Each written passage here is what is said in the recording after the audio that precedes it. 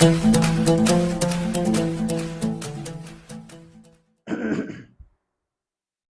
आप सभी लोगों का स्वागत है आपके अपने परिवार फ्यूचर ऑनलाइन क्लासेस सोनपुर में। आज हम इस वीडियो में Bihar DElEd first year session 2023 से 25 के बच्चों के लिए पेपर आपके F6 के गेसिंग क्वेश्चन को कराने वाले हैं, जिसमें महत्वपूर्ण हम लोग 15 से 17 प्रश्नों को देखेंगे और आपके एग्जाम में इससे बाहर आपको नहीं आएंगे। सबसे पहले मैं आपको बताना चाहूंगा, पिछले कई दिनों से मैं आप सभी लोगों के लिए क्लास नहीं ले पा रहा हूँ। कारण क्या है कि हमारी थोड़ी तबीयत ठीक नहीं चल रही है, साथ ही साथ गर्मी इतनी ज्यादा है कि मैं आपको कह नहीं सकता, बहुत दिक्कत हो रही है। तो अभी हम आप सभी लोगों को बिहार डीएलएड जो आपका है फर्स्ट ईयर सेशन आपके जो है 23 से 25 के गेसिंग क्वेश्चन को करने वाले हैं। और यहाँ पर हम आपको बता दें कि पेपर आपका F6 जो है, इसमें आपको शिक्षा में जेंडर और समावेशी परिप्रेक्ष्य के बारे में आपको जानना है। समझ गए? इसमें आपको शिक्षा में जेंडर और समावेशी परिप्रेक्ष्य के बारे में जानना है। और हम यहाँ पर बात करेंगे आपका यूनिट 1 की बात करेंगे। और टोटल मैं आपको बता दूं तो इस पेपर में आपके यूनिट जो है 3 है। कितने यूनिट है? आपके जो है 3 यूनिट है। और ये तीनों यूनिट को हम एक एक करके आपको समझाएंगे और इससे बाहर आपको एग्जाम में देखने को नहीं मिलेगा। अब आप लोग पूछेगा कि सर आपके हैंड में क्या हुआ है, तो थोड़ी सी कलाई जो है हमारी मुचुक, मतलब भोजपुरी में हम लोग बोलते क्या होता है, मतलब मुचुकना बोलते हैं। मुचुकना बोलते हैं, ऐसे नहीं होता नहीं कि थोड़ी सी इधर उधर हो जाना, हाथ तो दिक्कत होती है, वही हो गया है, बाकी कोई दिक्कत नहीं है। जी हाँ, तो एक एक करके हम चीजों को समझेंगे और आगे बढ़ते हैं। तो यहाँ पर हम जो है बात करेंगे आपके यूनिट 1 की। हम यहाँ पर बात करें यूनिट 1 की, और यूनिट 1 में हम केवल आपको 5 ही प्रश्न बताएंगे जो कि आपके एग्जाम के लिए काफी इंपॉर्टेंट रहने वाला है। यहाँ पर आप देख सकते हैं पहला प्रश्न, भारतीय समाज में समावेशन और अपवर्जन के विभिन्न रूपों का वर्णन हाशिए का समाज जेंडर विशेष आवश्यकता वाले बच्चों के दिव्यांगजन के संदर्भ में करें। यानी समझिएगा, ये जो भारतीय समाज में समावेशन और अपवर्जन की बात कर रहा है, समावेशन का मतलब होता है शामिल करना और अपवर्जन का मतलब होता है अलग करना, यानी कि अलग करना क्या होता है देखिएगा। तो भारतीय समाज में आपका समावेशन और अपवर्जन दोनों है। समावेशन का मतलब शामिल करना, अपवर्जन का मतलब अलग करना। उसी के रूप में आपको बताना है कि हाशिए का समाज, यानी कि ऐसा समाज जहां पर लोगों को मूलभूत सुविधाओं से अलग रखा गया हो, वंचित रखा गया हो, वैसे समाज को हम लोग हाशिए का समाज कहते हैं। जहां पर आपका जेंडर विशेष आवश्यकता वाले बच्चे दिव्यांगजन के संदर्भ में आपको इस प्रश्न का उत्तर लिखना है। यानी बेसिकली आपको जो है समाज में समावेशन और अपवर्जन के ऊपर लिखना है, साथ ही साथ जो है विशेष आवश्यकता वाले बच्चों और आपके हाशिए का समाज के ऊपर लिखना है कि आखिर हाशिए का समाज क्या है, मैंने आपको क्लास में बताया है। जी हाँ, अगला यहाँ पर आपका दूसरा प्रश्न है, कक्षा में शिक्षार्थियों में विविधता और असमानता की समझ तथा उसके महत्व पर प्रकाश डालिए। यह भी काफी महत्वपूर्ण प्रश्न है कि कक्षा में जो है शिक्षार्थियों की जो है क्या करें आप, विविधता के ऊपर और असमानता के ऊपर। विविधता का मतलब भिन्नता से होता है, असमानता का मतलब भी वही होता है। समझ गए? विविधता का मतलब भिन्नता से होता है। हमारे समाज, हमारे राज्य, हमारे देश, हमारे विद्यालय, हमारे कक्षा कक्ष में जो है विभिन्न प्रकार के बच्चे, विभिन्न प्रकार की बच्चियां, विभिन्न तरह के जो है लोग आते हैं पढ़ने, लोगों के बच्चे आते हैं, तो वो हो गया। और समानता की समझ तथा उसके महत्व के ऊपर आपको प्रकाश डालना है। दूसरा प्रश्न है, समझ गए ना। अगला यहाँ पर आपका प्रश्न है, समावेशी शिक्षा क्या है, इसकी अवधारणा एवं आपके आवश्यकता को स्पष्ट करिए। ये आप सभी लोगों को पता होगा, ये इजी प्रश्न है और इंपॉर्टेंट बहुत ज्यादा है, याद रखिएगा कि समावेशी शिक्षा क्या होता है और इसकी अवधारणा, इसकी आवश्यकता को स्पष्ट करिए। समावेशी शिक्षा किसे कहते हैं? जहां पर जो है समान मतलब भाव से सभी जाति धर्म के बच्चों को एक साथ एक कक्षा कक्ष में बैठाकर शिक्षा दी जाती है, उसी को हम लोग जो है समावेशी शिक्षा कहते हैं। तो समावेशी शिक्षा क्या है ये लिख दीजिए, उसकी आवश्यकता क्या है और उसकी अवधारणा क्या है, कंसेप्ट क्या है वो लिख दीजिए। यहाँ पर उसकी विशेषता भी पूछ सकता है, महत्व भी पूछ सकता है, तो ये एक ही तरह का है, आप लोग लिख लीजिएगा। गर्मी बहुत ज्यादा है, मैं आपको बता नहीं सकता। समझ गए? आगे देखिएगा, अगला यहाँ पर आपका प्रश्न है, अगला यहाँ पर आपका 4 नंबर प्रश्न है, समावेशी शिक्षा से क्या तात्पर्य है, इसकी आवश्यकता विद्यालय शिक्षा पर क्यों पड़ी, इसकी आवश्यकता विद्यालय शिक्षा स्तर पर क्या प्रभाव डालती है, इसके बारे में आपको लिखना है। तो समावेशी शिक्षा क्या है आप जानते हैं, जहां पर समाज में रहने वाले हर तबके के बच्चों के एक ही कक्षा कक्ष में बिना किसी भेदभाव को जब हम शिक्षा देते हैं, उसी को हम लोग समावेशी शिक्षा कहते हैं। साथ ही साथ इसकी आवश्यकता विद्यालय शिक्षा पर क्यों पड़ी, तो इसकी आवश्यकता विद्यालय शिक्षा पर इसलिए पड़ी क्योंकि विद्यालय में जो है अगर भेदभाव करेंगे तो वहां शिक्षा सही तरीके से नहीं मिल पाएगा, और समाज में तो वो तो भेदभाव हो ही रहा है, लेकिन कहने का मतलब है कि अगर विद्यालय में भी होने लगा तो फिर बच्चे कहाँ पढ़ेंगे, अलग अलग विद्यालय सारे जाति धर्म के बच्चों के लिए खोलना पड़ेगा, जो कि दिक्कत हो जाएगी। इसलिए समाज के भेदभाव को खत्म करने के लिए समावेशी शिक्षा का रूपांतर किया गया, ताकि बच्चे विद्यालय में बैठ के एक दूसरे की सभ्यता संस्कृति, एक दूसरे के हाव भाव को जान सकेंगे और ये जो दूरी है, जो भेदभाव है, उसको दूर कर सकेंगे। समझ गए।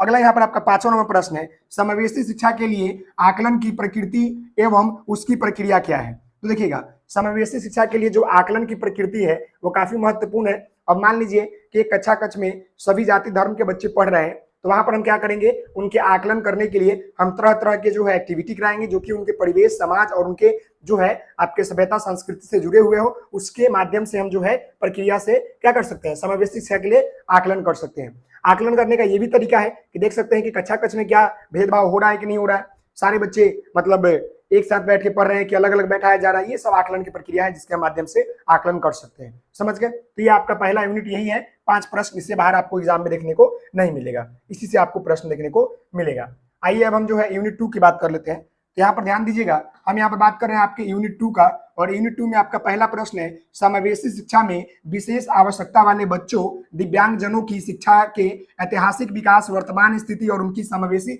शिक्षा की चुनौतियों का उल्लेख करें। देखिए यहाँ पर प्रश्न जो है ये लॉन्ग वाला 10 नंबर प्रश्न है, ये आपके एग्जाम में 10 नंबर वाले में पूछेगा।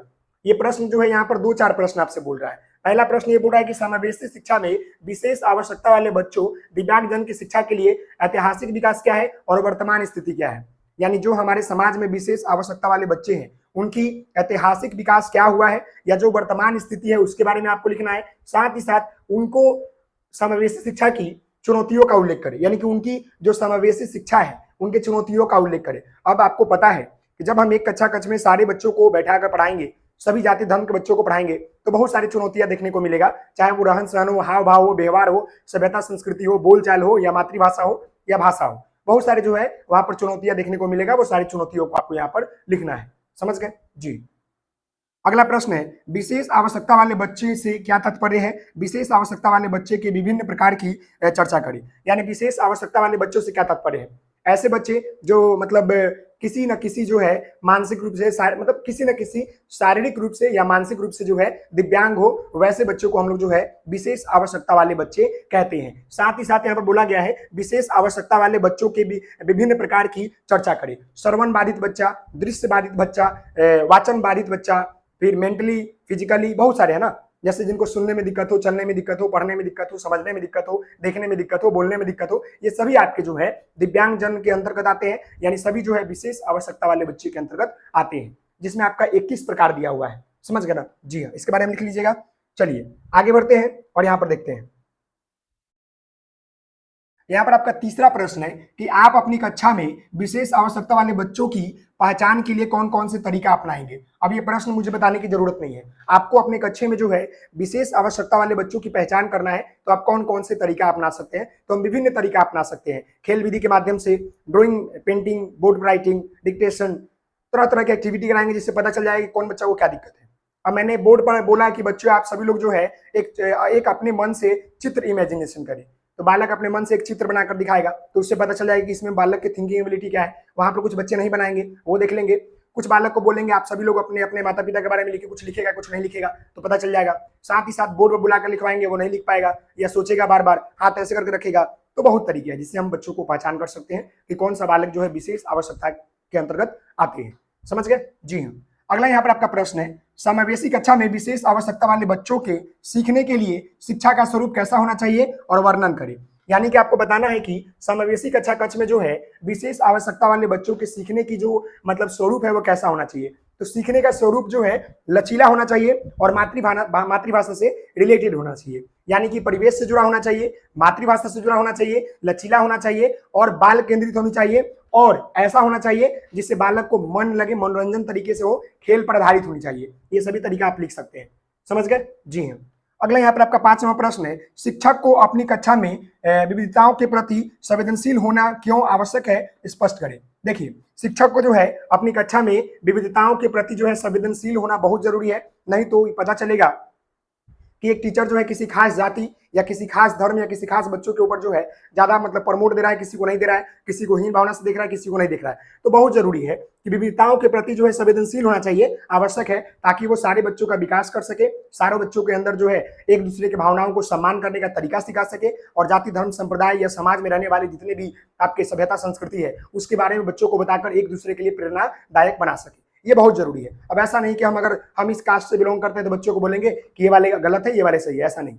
हमें सारे बच्चों को एक नजर से देखना है, एक कक्षा कक्ष में बैठाकर एक समान से एक रूप से जो है शिक्षा देना है। उसी को हम लोग समावेशी शिक्षा कहते हैं, जहां पर हम लोग भेदभाव को खत्म करने का सबसे महत्वपूर्ण आपका मुद्दा होता है। समझ गए?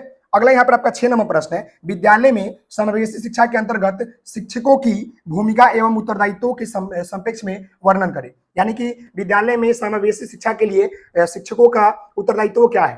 तो देखिए, समावेशी शिक्षा के लिए जो विद्यालय में शिक्षकों का उत्तरदायित्व है वो यह है कि सारे बच्चों को एक समान एक एक कक्षा कक्ष में बैठाकर शिक्षित करे, किसी भी प्रकार का भेदभाव उत्पन्न नहीं होने दे, एक दूसरे के सभ्यता संस्कृति के बारे में प्रेरित करे, एक दूसरे के सम्मान इज्जत प्रतिष्ठा को बताएं, एक दूसरे के प्रति प्रेम भावना उत्पन्न करे, साथ ही साथ कम्युनिटी वर्क कराए, ताकि बच्चे जो है सारे धर्म संप्रदाय के बच्चे मिलकर काम करेंगे तो उनको जो है महत्वपूर्ण चीजें जो है पता चलेगी। तो ये करना पड़ेगा, तब जाकर जो है कि बेहतर आप जो है समावेशी शिक्षा का वर्तमान मतलब निर्माण जो है कर सकते हैं।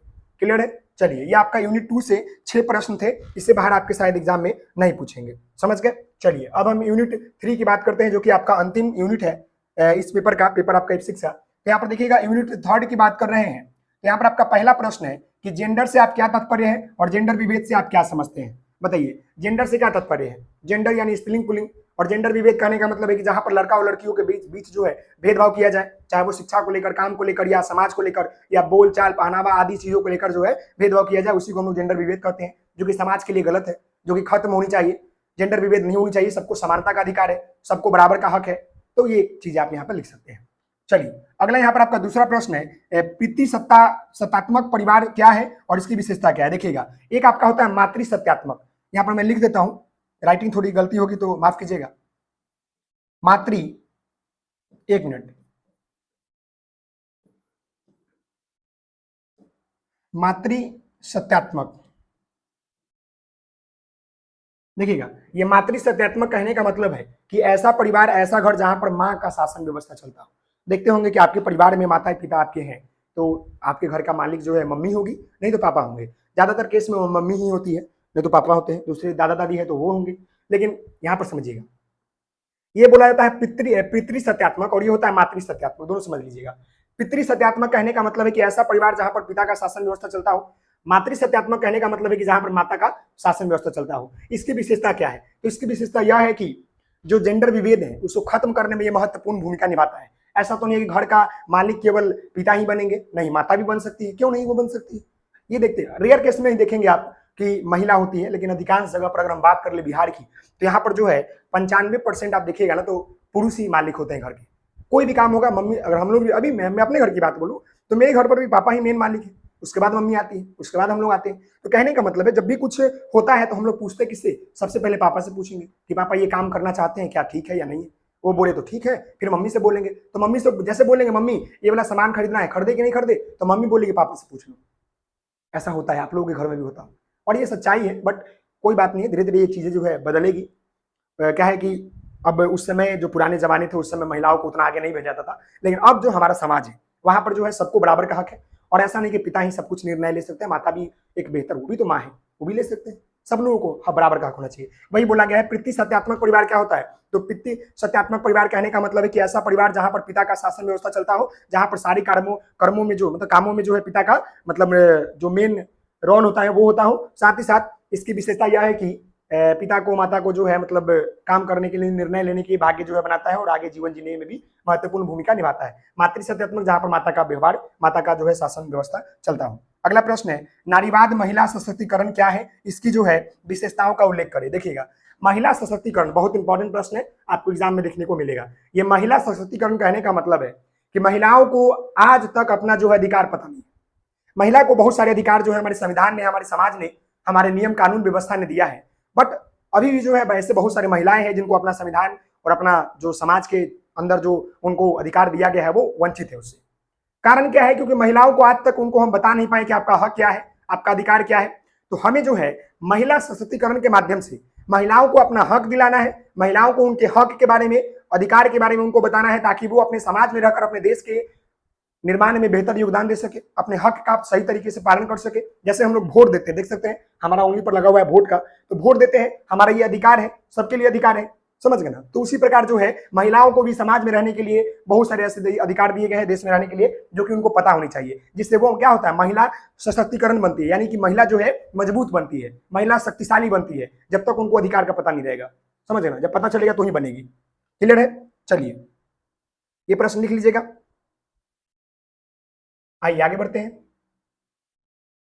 यहां पर देखिएगा चौथा प्रश्न कि बच्चों के समाजीकरण में जेंडर की भूमिका में बचपन, परिवार, समुदाय और मीडिया का क्या प्रभाव पड़ता है। देखिए आपका पेपर फोन का प्रश्न आ गया कि बच्चों के जो समाजीकरण क्या होता है, आप सभी लोगों को मालूम है, जो समाज में रहकर सभी नियम कानून व्यवस्था आदि को सीखते हैं। साथ ही साथ बोला गया है कि जेंडर की भूमिका आपको बताना है। देखते हैं कि समाजीकरण में भी जो है बहुत सारे भेदभाव देखने को मिलता है, वहां पर भी जो है जेंडर विविधता देखने को मिलता है। तुम लड़का हो तो तुम बाहर पढ़ोगे, तुम लड़की हो तो घर में पढ़ोगे, तुम लड़का हो तो साइंस लोगे, लड़की हो तो तुम आर्ट्स लोगे। ऐसे बहुत सारे प्रकार की विविधताएं आपको देखने को मिलेगा आपके समाज में, या ऐसे आपको बहुत सारी जो है दुविधा समाज में देखने को मिलेगा। समाजीकरण का मतलब होता है कि समाज के सभी नियम कानून व्यवस्था बराबर हो सबके लिए, सभी लोग सीखे। वही बात यहाँ पर बोला गया है कि जेंडर की भूमिका बचपन, परिवार, समुदाय और मीडिया में क्या प्रभाव डालता है, उसी के बारे में आपको यहाँ पर लिखना है।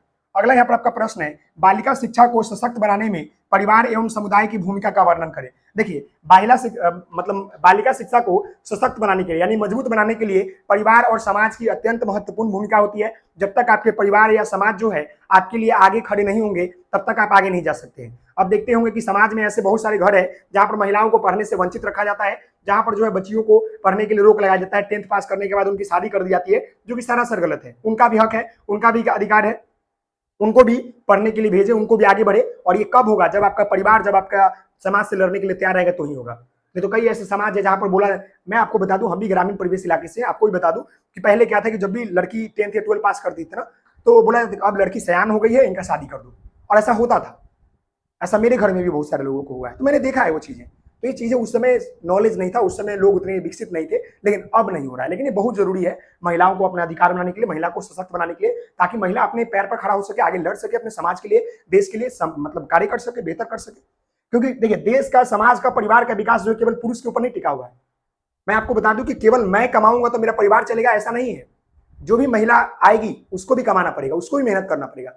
कभी भी परिवार जो है पुरुषों से नहीं चलता है, दोनों के मिलाप से चलता है। पुरुष या मेल दोनों हो, दोनों के मिलाप से चलता है। एक घर में सुंदरता कब आती है, जब महिला और पुरुष जो है एक साथ डटकर मुकाबला करते हैं, लड़ते हैं अपने हक के लिए, अपने समाज के लिए, अपने देश के लिए, तो ही आगे बढ़ते हैं। एक व्यक्ति नहीं जी सकता है।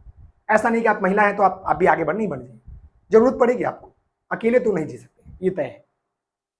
चलिए आगे यहाँ पर देखिएगा प्रश्न 6 नंबर, बालिका शिक्षा को बेहतर बनाने हेतु बिहार सरकार ने कौन कौन सी जो है योजना चलाई है। तो बालिका को शिक्षा को बेहतर बनाने के लिए बिहार सरकार के द्वारा जो है विभिन्न प्रकार के जो है शैक्षिक योजना जो है चलाई गई है। देखते होंगे कि महिलाओं को पढ़ने के लिए, बालिकाओं को पढ़ने के लिए 10th में पैसा मिलता है, फेल भी कर देंगे तो मिलेगा। देखिए वही भेदभाव हो गया यहाँ पर। भेदभाव हम लोग सोचते हैं ना, 10th पास करने के बाद, 12 पास करने के बाद बोले ना हम लोग कि 1 रुपया बिहार सरकार नहीं दिया, लड़कियों को 25,000 50,000 मिलता है ग्रेजुएशन पास करने पर, 10th पास करने पर, 12 पास करने पर, लेकिन हम लोगों को कुछ नहीं मिला। तो हम लोग बोलते थे कि लड़का है कुछ नहीं मिलेगा, लेकिन हम लोग समझते नहीं थे वो पैसा इसलिए जाता है कि लड़कियों को आगे बढ़ाया जा सके।